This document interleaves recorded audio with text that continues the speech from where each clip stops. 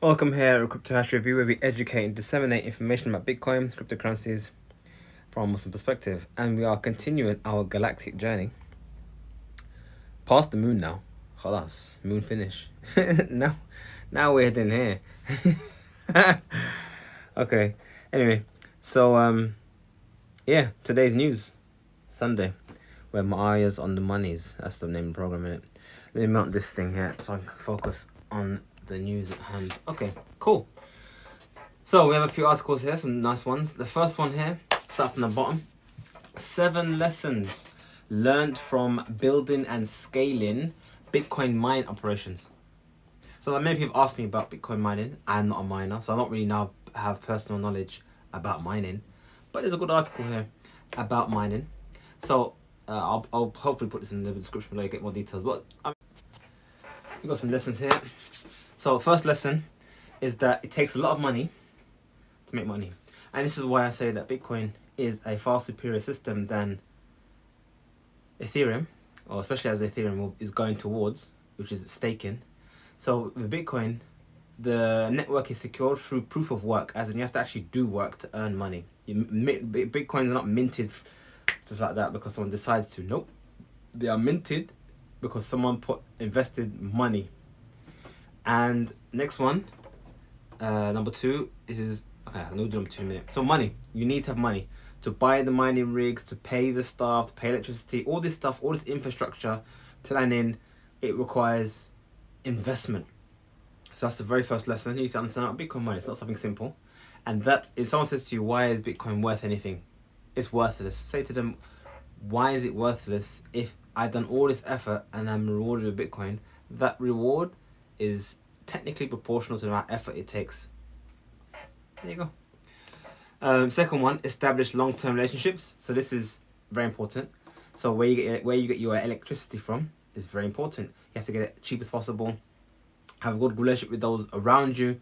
If you're making too much noise, people might complain. So obviously, it's important, especially when it comes to supply. As in, where do I want to get my mining rigs from? Can I even get the supply? So you need to have good relationships with different aspects of the industry, from electricity, mining, and so on and so forth. Number 3, obsess over operational efficiency. It's all about the bottom line. If you can squeeze out every Satoshi in profit, that's how you make money. That's how you have the edge over other people. Bitcoin mining isn't profitable all the time. It's profitable most of the time, or a lot of the time, but not all the time. So you have to basically nitpick over everything.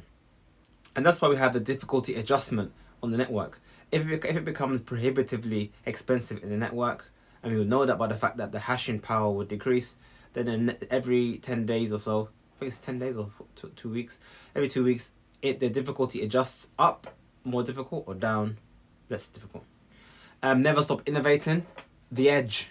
You have to find your edge. What is your edge? What gives you an advantage over your competitor? So you always have to innovate, find new things, and so on and so forth, in order to stay up to speed. Because if you don't, others will, and they'll eventually mine faster than you, better than you, and price you out of the market. So competition. Choose your location wisely. Lesson number 5. Choose your location wisely.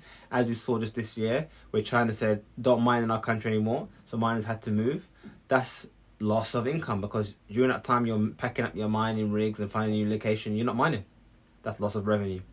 So you need to make sure that you find, and also location is important, because where you are situated can depend on how much you pay for your electricity, especially if you're trying to tap into renewables or that kind of stuff.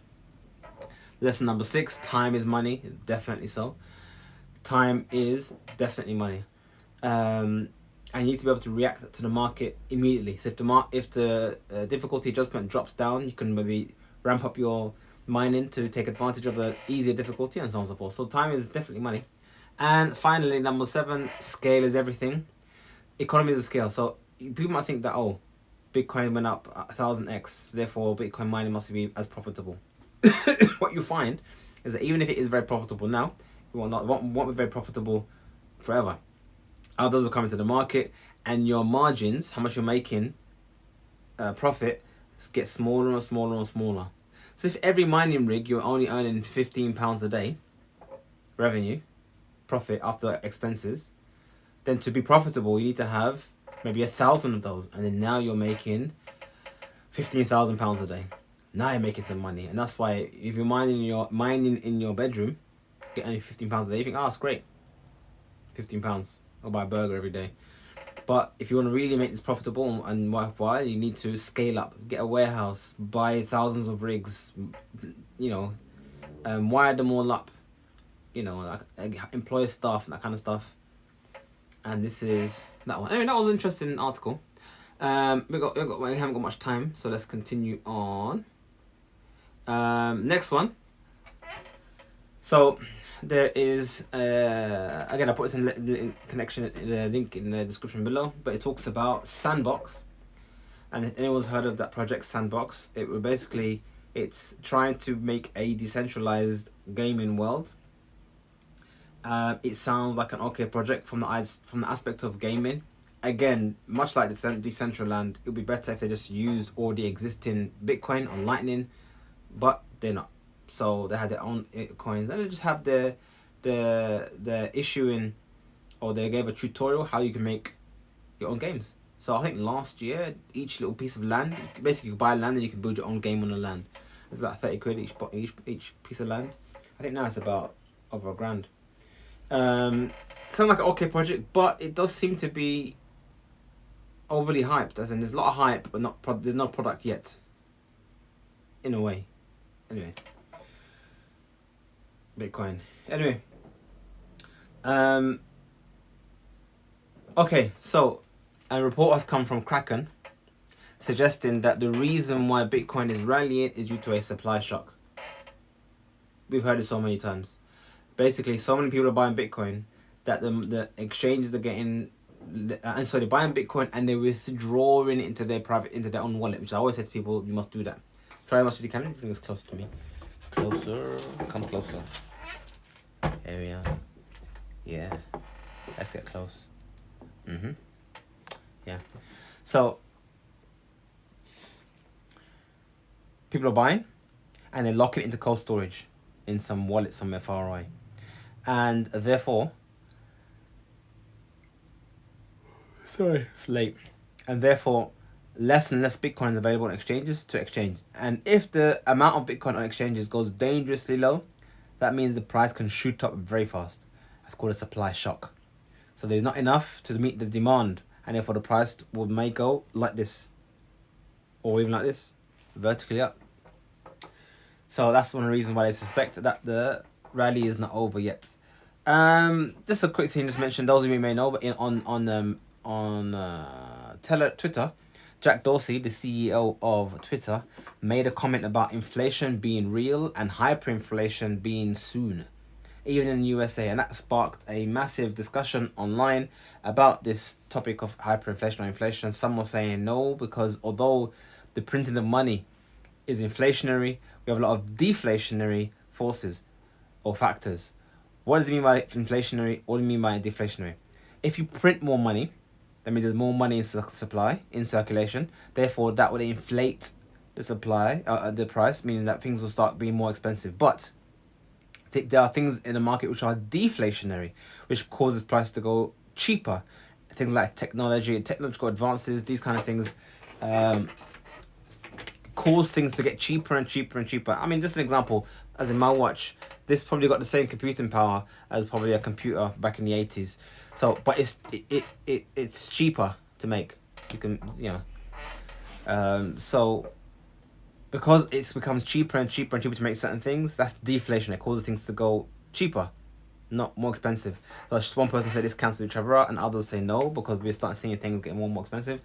Who knows? This is still up for debate. We'll see how it plays out. I'm sure many of you have started to notice things getting more and more expensive, or we're getting afflicted with shrinkflation, where things are priced the same, but they're getting smaller.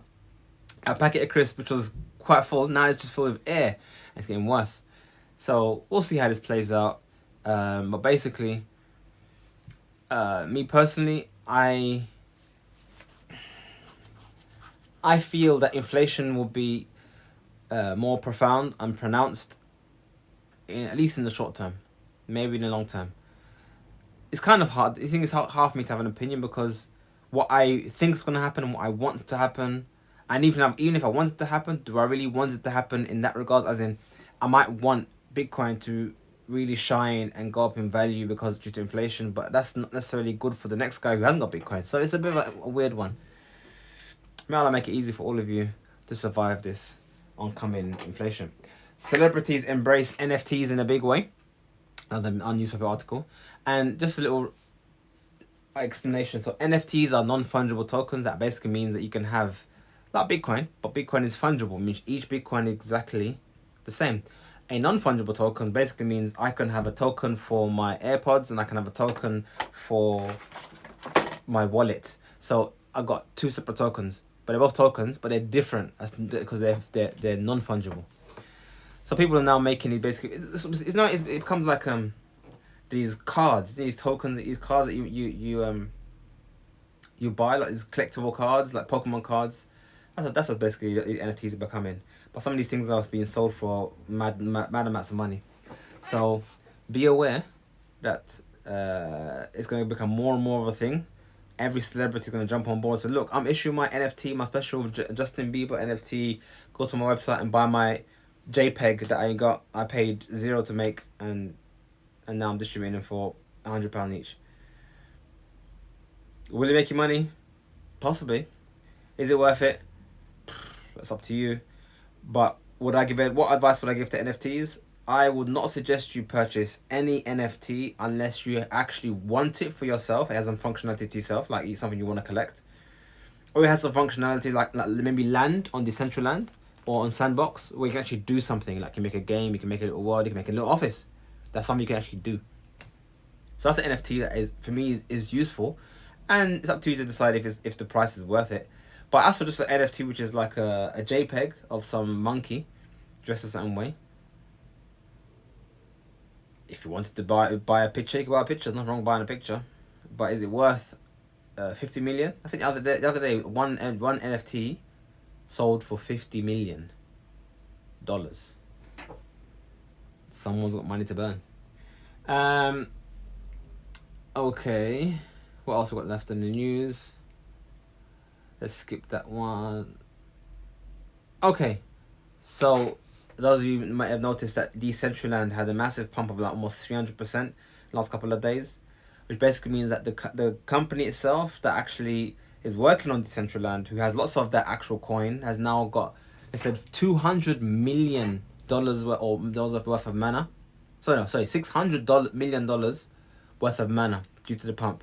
And they said they're gonna use that to invest in the project itself. So by the price pumping, they're gonna sell some of those coins and use the proceeds of that to develop the actual decentralized land. Sounds good. It's a good idea, but it does highlight the difference between Bitcoin and these coins. Because this coin here, they minted it and they issued it and they got all those coins for free. And the price has now gone up and they are becoming more and more rich as a result of it. They're not become rich, they're going to spend it and live the lavish life, but they're going to use it to develop the thing. Bitcoin is completely decentralized. No one actually owns all the coins. The only one who owns the coins are miners. So just understand that the way a lot of these tokens function is like a business, a company. You issue stocks, you could say, or shares in your thing. You sell those shares, you get revenue into the business, and they use that to generate the business. Much like this. Now, one person made a comment in my thing about one of the functionalities of mana, which is basically the token in Decentraland, is for governance, and that's a very good point. I did fail to remember that one. Yeah, you could use mana to buy stuff on the world, and I did say you could use lightning. So why do we need mana? But governance is definitely something that is a function. However, you can also have that on Bitcoin. Anyone who's used BISC to purchase Bitcoin would know that BISC is a DAO, a decentralized autonomous organization. So they have their own token called a BISC token, actually issued on the Bitcoin network. It's called a colored coin. I'm not going to go into it today, but you can actually have Bitcoins that are called colored coins and they can form like a token. And they have governance. So if you purchase BISC tokens, which is basically a special form of Bitcoin, you can have voting rights on that. So you can actually also do that on Bitcoin. I'm telling you, 99.9% of all that you see on these other tokens on Ethereum, on Solana, or that can be done on Bitcoin as well. Which is why I think that Bitcoin will swallow them all up at some point. Maybe. Who knows? Maybe you might end up like Google. You have Bing. You have DuckDuckGo. You have other search platforms that still exist, although their market share is tiny. So I reckon Bitcoin will be that kind of thing. Maybe. Who knows? Only time will tell. Okay, here's another one. What happened to $60 million raised by a dog-themed DeFi project? As you know, there's Dogecoin, there's Shiba Inu, there's all these projects, and people collecting money to do X, Y, Z. This project particularly collected 60 million, and then it disappeared. So when people always ask me, bro, what do you recommend this coin, what do you recommend that coin, and blah, blah, blah, blah, just understand that if you do go and throw your money at some project, especially these kind of projects that are not even really well established, there is a high risk that things can go wrong. Not necessarily through for ill intent. It could just be genuine things just failed. So just be aware of that when it comes to investing, and don't blame no one but yourself for your own investment. Another one. Squid investors cannot sell their tokens after a 110,000% gain. So there's supposed to be some kind of show called Squid Game, and then they made a token based on this film or this show, and the value of that token went up 110,000%. That's basically, imagine you had £1 of that token. Now you have about £11,000. From £1, you now have £11,000. So imagine you just had £10,000, you're a millionaire. But they can't sell it. And this is one of the things that people don't understand about these low cap coins. The value may go up insane amount of value, but you can never really sell that and acquire that. I mean, it's not just the fact that I've got £1 million of Doge, now I'm going to sell £1 million of Doge and get £1 million for it. No, as you're starting to sell it, people will start buying it, and when there's not enough people to buy it at that price point, you go on to the next price point, and down and down and down, and eventually you get less and less and less for your token. Maybe your £1 million worth of Doge, by the time you sell it all, is only actually worth 500,000 or 200,000 or even 10,000. Maybe you might spike it all the way down to nothing. So just because the tokens you have is worth X amount, it doesn't mean you can actually sell it for that entire amount. And this is why another benefit of Bitcoin is that the liquidity available for Bitcoin means you can actually shift billions of dollars and not even move the market. Elon Musk as Tesla purchased $1.6 billion worth of Bitcoin, and we didn't even notice. Listen carefully. They purchased that on one exchange, and we didn't even notice they purchased it. That's how deep the liquidity is in Bitcoin, because it's a well-established coin. As for the other ones, you can never do that. It will never work. And is this one worth it? Okay, I'll mention it. Over $3 billion worth of Ethereum has been burnt. Ethereum has this new project thing where they're trying to compete with Bitcoin being hard money. So they say, look, we're even more harder than Bitcoin. So what we're going to do is that every time you make a transaction from Bitcoin, we're going to burn some of those transaction fees. Rather than giving that to miners, we're just going to burn it. Disappear, face of the earth. And they did that since, I think, August. They did that, or August or July, I think they started it. And since then till now, 3 billion has been burnt. So they're saying that if more tokens are burnt than tokens are made, then eventually it's going to be deflationary currency, which means it's going to be even the price is going to go more higher up. It's a bit like if you guys know about something called a stock buyback. When you have stocks, you want to make your stock price go up. You can take the profits from your stock, go to the stock exchange, and buy back those stocks. So therefore, there's less stocks available in the market. Therefore, the price of the stocks will go up. Now, has your stocks gone up because you did very well in the markets? No. It's only gone up because you bought back the stock, and that pushed the price up. That's effectively what Ethereum is doing. They're effectively buying back the stock of thing. So they issued Ethereum. Now they want to take it back. When you take it back, essentially you're pumping the bags of Ethereum holders. Yeah, so that's how they want to function it. Is it a good idea to pump people's bags of Ethereum? we'll see if it works out. If they get what they intended to do, but essentially we see here that we see one of the many tactics that people do to artificially simulate demand. That's the best way to put it. Bitcoin's going up because people actually want it. Ethereum's going to eventually go up because they're burning tokens. Not necessarily because people want it. Their hope is that by burning tokens and pushing the price up, that will create demand. I guess it will. We'll see how it plays out. But that's essentially the psychology behind that one. And finally, although we don't celebrate birthdays, it is the 13th year since the Bitcoin white paper was first issued on a website where Satoshi Nakamoto published the Bitcoin white paper up and said, this is an idea I have, might work. And you see it working. Anyway, that's enough for today. Hopefully you've enjoyed our journey to, call it Saturn? I don't think Saturn's got a purple thing. What else we got going on? We got some kind of nebula kind of thing going on. We got, let's look up. Wow, the galaxy. We got, anyway, I think this is the moon right there. And we are going to that moon. Anyway, assalamu alaikum.